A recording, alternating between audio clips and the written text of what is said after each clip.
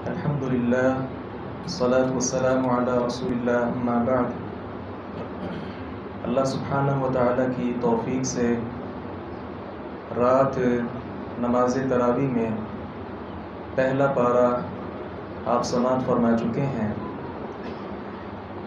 اس حوالے سے چند گزارشات تفسیر کے حوالے سے آپ کے گوش گزار رکھتا ہوں۔ پہلے پارے میں سورۃ الفاتحہ اور سورۃ البقرہ کا پہلا حصہ ہے۔ سورۃ الفاتحہ یہ قرآن کریم کی عظیم سورت ہے۔ اس کا نام الفاتحہ ہے۔ الفاتحہ آغاز پر بولا جاتا ہے، اسی سے افتتاح ہے، آغاز۔ گویا یہ قرآن کریم کا مقدمہ یا خلاصہ اس کو کہہ لیجئے۔ اس میں جتنی چیزوں کا ذکر ہے، آگے والا سارا قرآن اس کی تفصیل ہے۔ یہ بڑی ہی شاندار صورت ہے۔ مکہ مکرمہ میں یہ سورہ مبارکہ نازل ہوئی۔ سورۃ الفاتحہ کے علاوہ بھی صحیح احادیث میں اس کے کئی نام ملتے ہیں۔ بعض نام اجتہادی ہیں جو اہل اسلام نے، علماء سلف نے خود تجویز کیے ہیں۔ مثال کے طور پہ اسے سورہ الصلاۃ بھی کہا جاتا ہے۔ سورہ الصلاۃ اس لیے کہا جاتا ہے کہ نماز کے اندر بطور خاص سورۃ الفاتحہ کی تلاوت سارے کرتے ہیں۔ سورۃ الفاتحہ کے بغیر آپ صلی اللہ علیہ وسلم نے فرمایا لا صلاۃ لمن لم یقرأ بفاتحۃ الکتاب، سورۃ الفاتحہ کے بغیر کوئی نماز نہیں ہوتی۔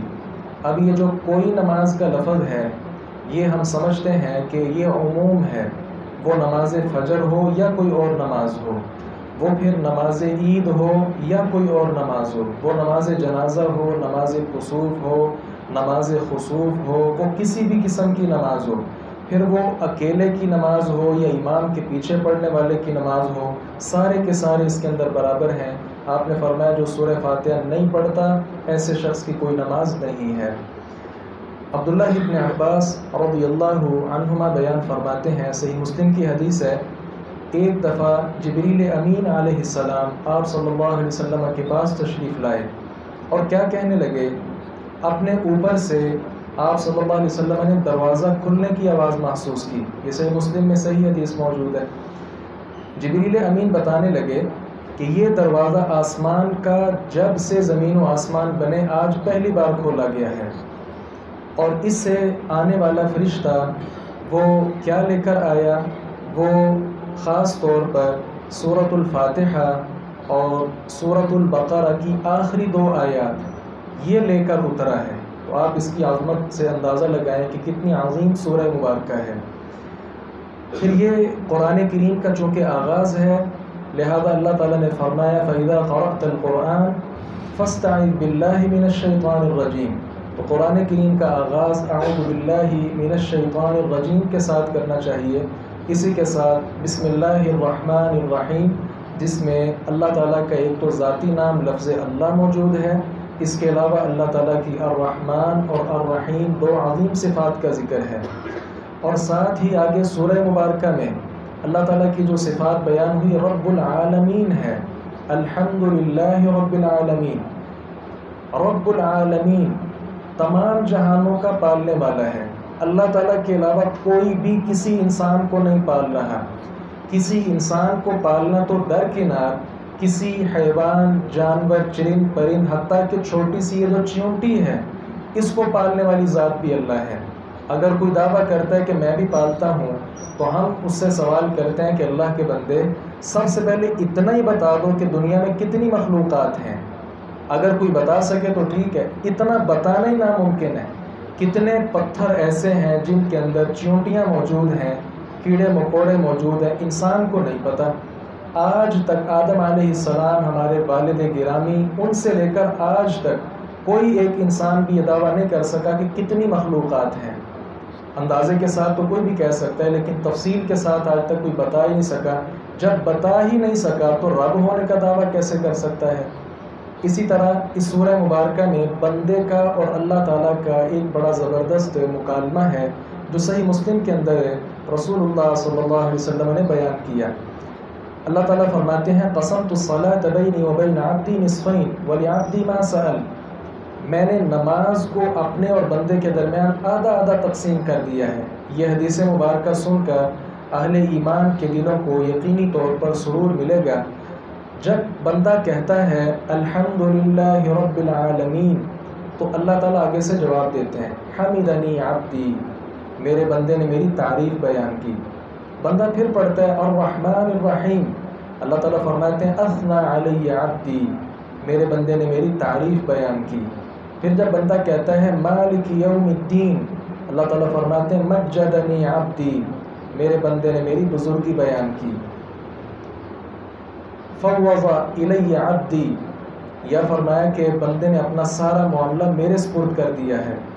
پھر جب آدمی کہتا ہے ایاک نعبد و ایاک نستعین، اللہ تعالیٰ فرماتے ہیں ھذا بینی و بین عبدی ولعبدی ما سأل، یہ میرے اور بندے کے درمیان معاملہ ہے، بندہ جو مجھ سے سوال کرتا ہے میں اس کو عطا کرنے والا ہوں۔ اہدنا الصراط المستقیم صراط الذین انعمت علیہم غیر المغضوب علیہم ولا الضالین، اللہ تعالیٰ فرماتے ہیں ھذا لعبدی ولعبدی ما سأل، یہ میرا اور بندے کا معاملہ ہے، بندے کو میں وہ چیز عطا کروں گا جو وہ مجھ سے مانگتا ہے۔ اب یہاں سے ذرا اندازہ لگائیں کہ ایک ایک آیت کا اللہ تبارک و تعالیٰ جواب دیتے ہیں، لہذا ہمیں چاہیے کہ سورہ مبارکہ کم از کم سورۃ الفاتحہ آہستہ آہستہ اس کو ادا کریں۔ وہ حفاظ قرۂ کرام جو ایک ایک سانس میں 3-4 آیتیں سورۃ الفاتحہ کی پڑھ لیتے ہیں، اس سے اجتناب کرنا چاہیے۔ پیارے پیغمبر صلی اللہ علیہ وسلم کی جو تلاوت تھی، صحابہ کرام کا بیان ہے کہ ایک ایک آیت پر آپ صلی اللہ علیہ وسلم وقف کرتے تھے۔ اسی طرح اس میں بندے اور اللہ تبارک و تعالیٰ کا ایک خاص تعلق ہے۔ پھر اس میں صراط مستقیم کا سوال کیا گیا۔ صراط مستقیم کیا ہے، یہ بڑا اہم سوال ہے۔ اگر یہ حل ہو جائے تو یقین جانیے انسان ہدایت پر ہے۔ ہم کہتے ہیں آدم علیہ السلام سے لے کر پیارے پیغمبر صلی اللہ علیہ وسلم تک اللہ تعالیٰ نے جو کچھ بھی نازل کیا ہے، یہ سارا اللہ تعالیٰ کا ایک رستہ ہے جسے صراط مستقیم کہا جاتا ہے۔ شریعت میں تھوڑی چینجنگ، فلاں چیز حلال، دوسری شریعت میں فلاں چیز حرام، یہ ایک الگ مسئلہ ہے، لیکن رستہ بالکل ایک ہی ہے۔ آج کل مختلف دھڑے بن چکے ہیں، اہل اسلام بھی فرقوں میں بٹ چکے ہیں۔ ایک چھوٹی سی بات، شاید ہم اس بات پر سب اکٹھے ہو جائیں۔ رسول اللہ صلی اللہ علیہ وسلم نے فرمایا تھا کہ میری ایک جماعت وہ حق پر ہے، صراط مستقیم پر ہے۔ صحابہ کرام نے پوچھا تھا کہ وہ کون سے لوگ ہیں؟ آپ نے فرمایا ما انا علیہ و اصحابی، جس پر میں اور میرے صحابہ ہیں۔ آپ صلی اللہ علیہ وسلم کے سارے فرامین موجود ہیں، صحابہ کرام کی سیرت بھی سورج سے زیادہ چمکتی ہوئی ہمارے پاس موجود ہے۔ یہ ہماری سستی ہے کہ ہم صحابہ کرام کی سیرت کا مطالعہ کم کرتے ہیں۔ صراط مستقیم سے ہٹنے والے کون لوگ ہیں؟ یہ بھی ہم نے پڑھا غیر المغضوب علیہم ولا الضالین، یا اللہ سیدھا رستہ دکھانا، بھٹکنے والے، گمراہ ہونے والے، یا اللہ ان کا رستہ نہ دکھانا۔ اہل اسلام یہاں توجہ کریں، ایک دوسرے پر کفر کے فتوے لگانا، تم گمراہ، تم بھٹکے ہوئے نہیں، بلکہ المغضوب علیہم اور الضالین سے مراد یہود و نصارہ ہیں۔ یہود و نصارہ کا رستہ ہم نے اختیار نہیں کرنا۔ یہود مغضوب علیہم ہیں جن پر اللہ تعالیٰ کا غصہ نازل ہوا، اور عیسائی جو ہیں یہ الضالین میں شامل ہیں، گمراہ لوگ ہیں۔ تو اللہ تعالیٰ سے یہ بھی طلب کرنا ہے کہ ان دونوں کے رستے پر ہمیں نہیں چلانا، بلکہ ہمیں صراط مستقیم چاہیے۔ اس کے ساتھ ہی اس سورہ مبارکہ میں خاص طور پر اللہ تعالیٰ نے جو بار بار کہا نا کہ یہ میرا اور بندے کا معاملہ ہے، ذرا اس بات کو بھی ہم سمجھ لیں کہ یہ کیا ہے۔ ایاک نعبد و ایاک نستعین، عبادت ہم تیری ہی کرتے ہیں اور تجھ ہی سے مدد مانگتے ہیں۔ یہ لفظ کہنے کے ساتھ یقینی طور پر ہر قسم کی ہدایت اللہ تبارک و تعالیٰ کے ساتھ منسلک ہوگی، عبادت کے سارے راستے اسی کے ساتھ جڑ گئے، اور استعانت کی جتنی صورتیں ہیں، مجھے بیٹا چاہیے، کاروبار چاہیے، اچھا مکان چاہیے، گاڑی چاہیے، اچھا رشتہ چاہیے، یہ ساری کی ساری باتوں کا تعلق کس کے ساتھ جڑ گیا؟ اللہ تبارک و تعالیٰ کے ساتھ۔ گویا داتا بھی وہ ہوا، دستگیر بھی وہ ہوا، گنج بخش بھی وہ ہوا، غریب نواز بھی وہ ہوا، یہ سارے الفاظ اسی کے زیبا ہیں۔ کسی اور انسان کے لیے اس کا استعمال کرنا انسان کو شرک کے دہانے پر کھڑا کر سکتا ہے، اور یہ بدترین عہد شکنی ہے جو ہم دن میں کم از کم 5 مرتبہ نہیں اس سے زیادہ مرتبہ اللہ تعالیٰ سے کرتے ہیں کہ یا اللہ میں تیرے ساتھ ہی منسلک ہوں، اس کا آدمی یقینی طور پر پھر انکار کر دیتا ہے۔ اچھا، یہاں ایک بڑی خوبصورت بات یہ ہے کہ انسان نے کہا نا کہ اللہ مجھے سیدھا رستہ چاہیے، اللہ تعالیٰ نے فرمایا سیدھا رستہ دوں گا، ایسا رستہ جس کے اندر ذرہ برابر بھی شک نہیں ہے۔ اگلی سورہ مبارکہ میں کیا کہا؟ الف لام میم ذالک الکتاب لا ریب فیہ ھدی للمتقین، یہ کتاب جو ہے لا ریب ہے، اس کے اندر کوئی شک نہیں ہے۔ اور ہاں تم متقیوں کا رستہ چاہتے تھے نا، ہاں ھدی للمتقین، یہ قرآن پڑھو گے متقی لوگوں کو اللہ تعالیٰ نے اس کے اندر ہدایت عطا کی ہوئی ہے۔ سورۃ الفاتحہ کے بعد سورۃ البقرہ ہے۔ سورۃ الفاتحہ مکی سورت تھی، جبکہ سورۃ البقرہ یہ مدنی سورت ہے۔ آپ جانتے ہیں بقرہ گائے کو کہا جاتا ہے۔ اس سورہ مبارکہ میں چونکہ گائے کا ذکر تفصیل کے ساتھ موجود ہے، اس کی طرف اشارہ کر دیتا ہوں۔ موسیٰ علیہ السلام نے جو کہا تھا، اللہ تعالیٰ کہتے ہیں گائے ذبح کرو، گائے انہوں نے ذبح کی اور اس کا ٹکڑا اس کو مقتول کو لگایا، اس نے بول کر بتایا کہ مجھے قتل کس نے کیا ہے۔ تو اس مناسبت سے اس سورہ مبارکہ کا نام سورۃ البقرہ ہے۔ اس کے فضائل میں کئی احادیث ثابت ہیں۔ رسول اللہ صلی اللہ علیہ وسلم نے فرمایا 2 صورتیں کثرت کے ساتھ پڑھا کرو، سورۃ البقرہ اور سورۃ آل عمران۔ آپ نے فرمایا کہ ایسا میں نے کیوں کہا؟ کیوں؟ یہ قیامت کے دن آئیں گی جیسا کہ یہ بادل ہوں، بادلوں کی صورت میں یہ انسان پر آ کے سایہ کریں گی، جس دن ہر کوئی اپنے گناہوں کے باعث پسینے کے اندر شرابور ہوگا اور سورج بالکل قریب سوا نیزے کے فاصلے پر ہوگا۔ اس وقت اللہ تعالیٰ کی رحمت کریں گی یہ دونوں صورتیں، بادلوں کی صورت میں انسان پر آ کر اللہ تبارک و تعالیٰ کی رحمت برسائیں گی اور اس پر سایہ کریں گی۔ اس سورہ مبارکہ کا آغاز الف لام میم کے ساتھ ہے۔ یہ حروف مقطعات ہیں جن کا مطلب اللہ تعالیٰ نے کسی کو بھی نہیں بتایا ہے۔ جب کسی کو نہیں بتایا تو خواہ مخواہ اٹکل پچو لگانے کی بھی ضرورت نہیں ہے۔ اس کے ساتھ ہی اللہ تعالیٰ نے متقین کی صفات بیان کی ہیں۔ سب سے پہلی چیز ایمان بالغیب، غیب پر ایمان۔ اس کا کیا مطلب ہوتا ہے؟ ہم سب یہاں موجود ہیں، اللہ کی عبادت کرنے کے لیے بیٹھے ہیں، کیا ہم نے اللہ تعالیٰ کو دیکھا؟ نہیں، یہ غیب پر ایمان ہے۔ ہم سب اپنی جان، والدین، مال، اولاد، سب سے بڑھ کر محبت کس سے کرتے ہیں؟ سید دو عالم جناب محمد رسول اللہ صلی اللہ علیہ وسلم کے ساتھ۔ کیا ہم نے ان کو دیکھا؟ نہیں دیکھا۔ تو یہ ہمارا ایمان ان پر کس طرح ہے؟ ایمان بالغیب، کہ ہم بن دیکھے ایمان رکھتے ہیں۔ یہ ایمان اللہ تعالیٰ کو بڑا پسند ہے، لیکن شیطان کو یہ اتنا ہی خطرناک لگتا ہے۔ اس لیے یہ شیطان بار بار آپ کے دل میں سوال پیدا کرتا ہے، اچھا یہ قرآن کی کیا سند ہے؟ تم کیسے کہہ سکتے ہو کہ قرآن اللہ کی کلام ہے؟ اچھا تم کیسے کہہ سکتے ہو کہ وہ نبی برحق تھے؟ نعوذ باللہ من ذالک۔ کل کلام وہ یہ بھی سوال بھیجے گا کہ کیا اللہ تعالیٰ کو دیکھا ہے؟ کیسے ایمان رکھتے ہو اس پر؟ بڑے بڑے گمراہ لوگ گزرے، ایک بہت بڑا امام ہے، میں نام نہیں لیتا، 40 سال اس اللہ کے بندے نے نماز ہی نہیں پڑھی۔ کیوں؟ اللہ تعالیٰ کے بارے میں شک آ گیا کہ پتہ نہیں اللہ تعالیٰ ہے کہ نہیں۔ اس لیے ایمان بالغیب کو مضبوط کیجیے۔ ہم نے دیکھا نہیں، لیکن ہمارا ایمان اس قدر مضبوط ہونا چاہیے، پیغمبر علیہ السلام کی بات پر ایمان کہ اللہ تعالیٰ ہے اور پیغمبر بھی تھے۔ یہ ساری چیزیں ایمان بالغیب میں شامل ہیں۔ یہ پہلی صفت ہوگی اہل ایمان کی۔ اور دوسری صفت کیا ہے؟ اقامت صلاۃ، نماز کی پابندی۔ بڑی معذرت کے ساتھ نماز 5 وقتی فرض ہے۔ کوئی ایک ایسا آدمی نبی علیہ السلام کے دور میں مجھے دکھا دیجئے، اس کا نام لے لیجئے کہ وہ نماز مسجد میں آ کر نہ پڑھتا ہو۔ منافق لوگ بھی مسجد میں آ کر نماز پڑھتے تھے، اور ہماری صورتحال کتنی کمزور ہو چکی ہے کہ سارا سال نماز کے اندر کس قدر سستی ہے، حتیٰ کہ رمضان کے اندر بھی سستی ہے۔ اہل ایمان کی صفت نہیں ہے۔ اللہ تعالیٰ سے آج سے ہم سب مل کر عہد کریں کہ نماز جس سے پتہ چلتا ہے کہ میں مسلمان ہوں، یہ نماز ہماری اچھی ہو جائے۔ اور تیسرے نمبر پر انفاق فی سبیل اللہ، اللہ کے راستے کے اندر خرچ کرنا۔ نبی مکرم صلی اللہ علیہ وسلم نے اتنی عادت ڈلوائی خرچ کرنے کی کہ آپ اندازہ کریں اس وقت ایک بہت بڑا ٹرینڈ کیا تھا؟ غلام اور لونڈی کا۔ کیا آج یہ نظر آتے ہیں؟ صحیح آپ محسن انسانیت تھے، انسانوں پر آپ نے ترس کھایا۔ اچھا یہ کام کرو، غلام آزاد کرو، کتنا اجر ملے گا؟ غلام آزاد کرنے کے ساتھ اس آدمی کو آزادی مل گئی، اس انسان نے خرچ کیا، اس کو اجر مل گیا، اور نتیجتاً ایک انسان دوسرے انسان کی غلامی سے آزاد ہو گیا۔ محسن انسانیت ہے کہ نہیں آپ؟ چوتھے نمبر پر ہمارا ایمان آسمانی تمام کتابوں پر ہے، نہ صرف یہ کہ قرآن پر، بلکہ قرآن ہمیں کہتا ہے کہ گزشتہ جو 3 کتابیں تھیں، تورات، زبور، انجیل، اور اسی طرح چوتھے نمبر پر صحیفے، صحف ابراہیم و موسیٰ، مختلف انبیاء پر پوری کتاب نہیں بلکہ چند نوٹس، مذکرے وہ نازل ہوئے تھے صحیفوں کی صورت میں، اس پر بھی ہمارا ایمان ہے۔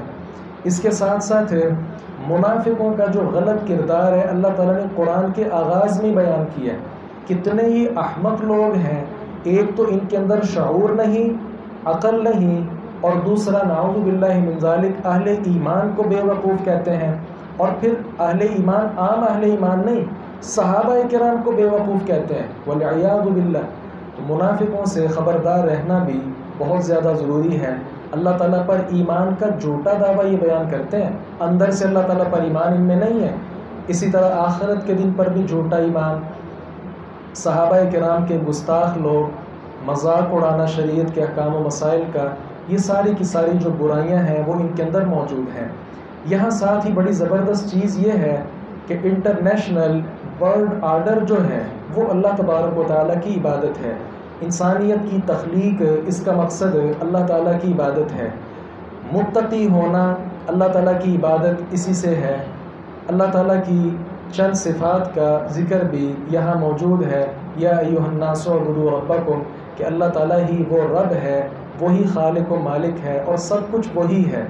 اس کے ساتھ ساتھ قرآن کریم کے اعجاز کی چند وجوہات کا بھی تذکرہ ملتا ہے۔ گزشتہ جتنی کتابیں تھیں ان کا اپنے اپنے طور پر کوئی نہ کوئی معجزہ تھا۔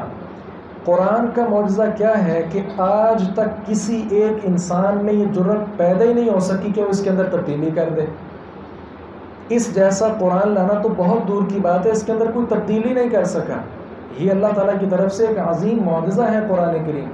گزشتہ انبیاء کرام کو مختلف نشانیاں دی گئیں، نبی علیہ السلام کو معجزے کے طور پر یہ قرآن دیا گیا، اور یہ معجزہ قیامت تک کے لیے کافی اور شافی ہے۔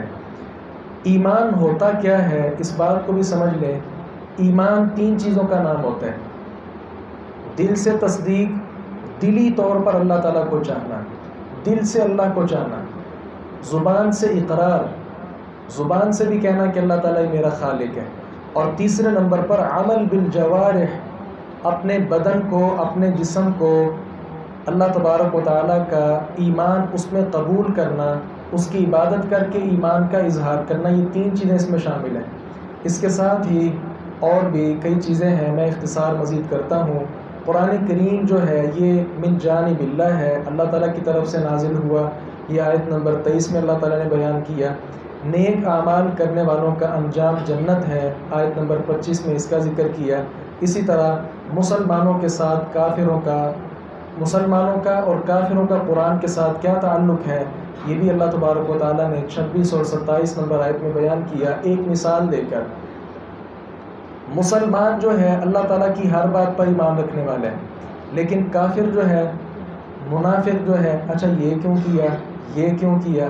اللہ تعالیٰ نے فرمایا کہ ہم مچھر کی مثال بھی دیں، مسلمان مان جائے گا، لیکن کافر کہے گا کہ اتنا بڑا اللہ تعالیٰ چھوٹے سے مچھر کی مثال کیوں بیان کی تھی؟ اللہ تعالیٰ کہتے ہیں یہ مختلف ہم مثالیں بیان کر کے آپ کا ایمانی لیول چیک کرتے ہیں کہ کون مسلمان ہے اور کون منافق ہے۔ اللہ تعالیٰ کے وجود کی عقلی دلیل ہے، آیت نمبر 26 میں اللہ تعالیٰ نے بیان کی۔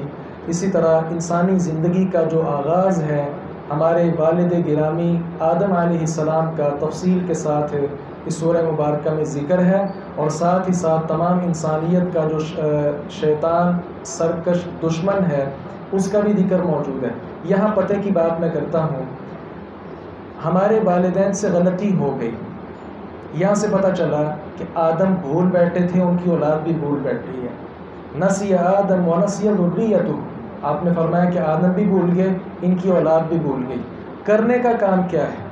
انسان بھول جاتا ہے، شیطان کی بات بسا اوقات انسان قبول کر لیتا ہے، لیکن فوری طور پر پھر ہمیں کرنا کیا ہے؟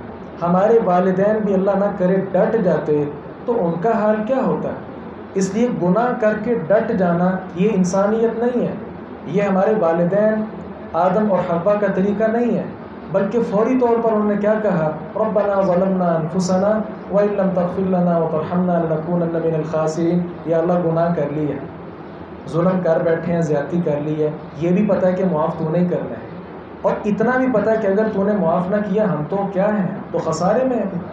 تو یہ طریقہ اپنے والدین سے ہم سیکھیں کہ جب بھی شیطان بہکائے فوری طور پر اللہ تبارک و تعالیٰ کی طرف رجوع کریں۔ اسی طرح ایک یہاں خاص بات سمجھنے والی کیا ہے، اللہ تعالیٰ نے ابراہیم علیہ السلام کو بادشاہت عطا کی، ابراہیم کے پھر بیٹے اسحاق کو اور ان کی اولاد آگے بنو اسرائیل کو اللہ تعالیٰ نے منصب امارت کے ساتھ ان کو سرفراز کیا، لیکن جب بھی کوئی حکمران بڑا آدمی اپنے منصب میں خیانت کرتا ہے اللہ تعالیٰ وہ منصب کسی اور کو عطا کر دیتے ہیں۔ یہی منصب اللہ تعالیٰ نے ابراہیم کے دوسرے بیٹے اسماعیل علیہ السلام کو عطا کی، اور اسماعیل کی اولاد سے ہمارے پیارے پیغمبر صلی اللہ علیہ وسلم کو رسالت عطا ہوئی۔ یہ آج تک جتنے یہودی ایمان نہیں لاتے صرف ایک حسد ہے، یہ سادہ لفظوں میں آپ کہیں کہ چاچے تائے کا مسئلہ ہے، شریکے کا مسئلہ ہے کہ ہمارے ابو اسحاق کی لڑی میں رسالت تھی، اب یہ چاچا اسماعیل کی لڑی میں رسالت کیوں چلی گئی، یہ ان کو تکلیف ہے۔ ہمارے ہاں تو تمام رسول برابر ہے نا، کچھ اللہ تعالیٰ نے فضیلت تو دی ہے، تلک رسول فضلنا بعضهم علی بعض، لیکن رسول ہونے کے اعتبار سے سارے ہمارے ہاں برابر ہیں۔ جس طرح اللہ تعالیٰ کی طرف سے قرآنی آیات اترنے کے اعتبار سے ساری کتابیں ہمارے ہاں برابر ہیں، لیکن عمل ہم نے قرآن پر کرنا یہ ایک الگ بات ہے۔ اس کے ساتھ اور بھی اللہ تبارک و تعالیٰ نے خاص طور پر یہودی لوگوں کی اور یہودی علماء کی جو روش رہی ہے، یہودی لوگ آج بھی آپ کو یہ جھانسا دیں گے کہ جنت ہماری ہے۔ رسول اللہ صلی اللہ علیہ وسلم نے ایک بار ان سے سوال کر لیا یہودیوں سے، بتاؤ تمہارے لیے کیا ہے؟ وہ کہنے لگے ہمیں پتہ ہے کہ ہمارے لیے جہنم ہے، لیکن ہم تھوڑی دیر اس میں ٹھہریں گے، اس کے بعد ہم جنت میں داخل کر لیے جائیں گے۔ رسول اللہ صلی اللہ علیہ وسلم نے فرمایا ایسا نہیں ہے، بلکہ اللہ تبارک و تعالیٰ نے خود اس کا جواب دیا۔ اس سے پہلے قالوا لن تمسنا النار الا ایاما معدودہ کہہ کر ان کا عقیدہ بیان کیا۔ میں اپنے سمیت تمام احباب کے دلوں کو جھنجھوڑنا چاہتا ہوں کہ وہ لوگ جو اپنے لیے جنت کا ٹکٹ ہاتھ میں پکڑے بیٹھے ہیں اور دوسروں کے لیے جہنم کا ٹکٹ بانٹ رہے ہیں کہ میں جنتی ہوں، میں جنتی ہوں، اللہ تبارک و تعالیٰ نے کیا فرمایا کہ کیا اللہ تعالیٰ سے کوئی عہد لے کر آئے ہو کہ تم جنت میں جاؤ گے؟ نہیں۔ اصل چیز کیا ہے، جو اللہ تعالیٰ پر ایمان رکھے گا اللہ تعالیٰ کو خود پتہ کہ یہ آدمی جنتی ہے۔ موت سے ڈرتے ہیں یہودی اور عیسائی لوگ، اس لیے یہ تباہ ہو گئے۔ میدان میں آنے والا اگر موت سے ڈر جائے تو وہ میدان میں کیا کھڑا رہ سکتا ہے؟ نہیں، یہ ڈر گئے تھے۔ اہل اسلام اور اہل ایمان مضبوط رہے، لیکن اب صورتحال اہل اسلام کی بھی بہت زیادہ کمزور ہو چکی ہے۔ رسول اللہ صلی اللہ علیہ وسلم نے فرمایا دیگر اقوام مسلمانوں پر اس طرح ٹوٹ پڑیں گے جس طرح بھوکا دسترخوان پر ٹوٹتا ہے۔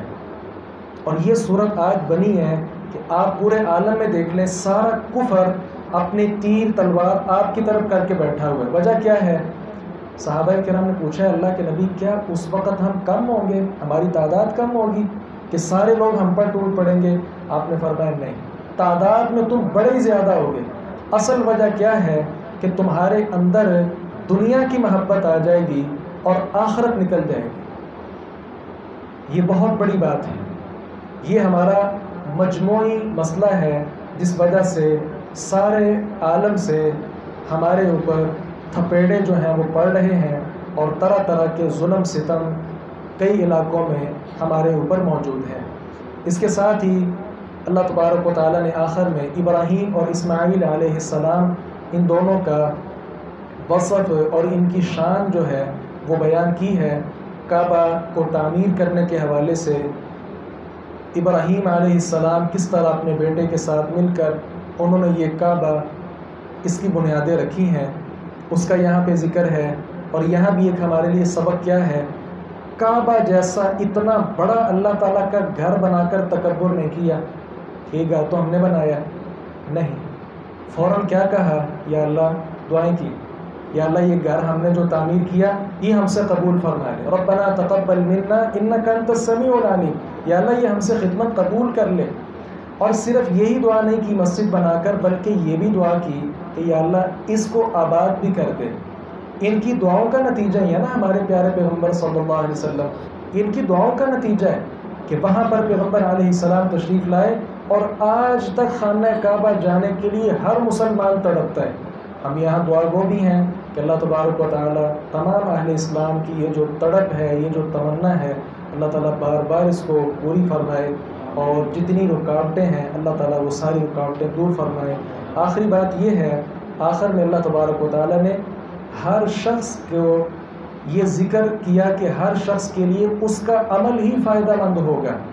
مت سمجھیے کہ میں فلاں کا بیٹا فلاں کی لڑی سے ہوں، یوں تو ہم سارے باب آدم کی اولاد سے ہیں، ہم سارے نبی کی اولاد سے ہیں، ہم سارے نوح علیہ السلام کی اولاد سے یہاں بیٹھے ہوئے ہیں، ہم کہہ سکتے ہیں ہم نبی کی اولاد ہیں، ہم آدم کی بھی اولاد ہیں، ہم نوح علیہ السلام کی بھی اولاد ہیں۔ لیکن کیا یہ کہہ لینا کافی ہے؟ نہیں۔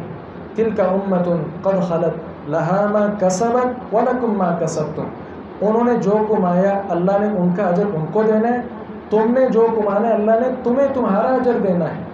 لہذا جب رسول اللہ صلی اللہ علیہ وسلم یہ کہہ سکتے ہیں اپنی بیٹی فاطمہ کو، فاطمہ سلینی من مالی ما شئتی، میرے مال سے جو لینا نا آج لے لو، فإنی لا اغنی عنک من اللہ شیئا، قیامت کے دن میں اللہ تعالیٰ کے مقابلے میں تمہارے کسی کام نہیں آ سکتا۔ ایک نبی اپنی بیٹی کے کام نہیں آ سکتا، اتنے 100 سال گزرنے کے بعد وہ میرے کام آ جائے گا؟ نہیں۔ انسان کو اپنا عمل کرنا ہے، اپنا عمل مضبوط کرنا ہے، اور اس کے ساتھ ہی دوسری بات بھی سمجھیں، کسی اور پر تان کرنا کہ تمہارا ایمانی لیول یہ ہے، نہیں، اس کا عمل اس کے ساتھ ہے۔ کتنے لوگ ایسے ہیں، قاری صاحب بتائیں جی یزید کے بارے آپ کا کیا خیال ہے؟ بھائی تمہیں یزید کے ساتھ کیا؟ اس کا معاملہ ختم ہو چکا، گزر چکا، جو اس نے نیک اعمال کی اللہ سے اجر لے گا، گناہ کیے اللہ تعالیٰ سے وہ سزا بھگتے گا۔ میں اس کے بارے میں آج اتنے 100 سال بعد بات کر کے اپنے ایمان کو خراب کروں گا؟